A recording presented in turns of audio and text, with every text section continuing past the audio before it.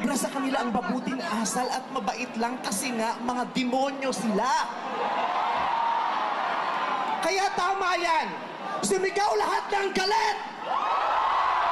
Lahat ng galit na galit! Ang hindi matatapos ang galit bukas! Ang iparirinig ang galit hanggang hindi makulong ang mga putang ina ang magnanakaw! Hindi tayong pwede magalit lang ngayon. Kailangan hanggang bukas, kailangan sa susunod na linggo, kailangan sa susunod na buwan, hanggang umabot ng ilang taon hanggat hindi sila nauubos. Walang mawawala sa atin kasi ubos na tayo. Kaya ang gagawin natin ngayon ay babawi na tayo. Ikulong ang mga magnanakaw.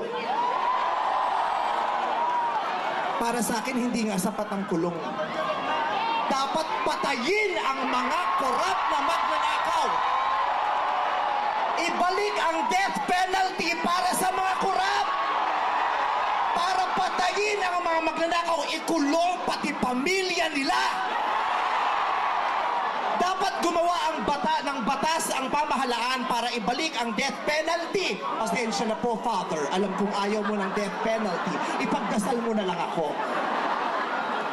Ibalik ang death penalty para sa magnanakaw dahil ang magnanakaw, ang corrupt na public official, hindi ko natatawag ng public official, ang corrupt na politiko,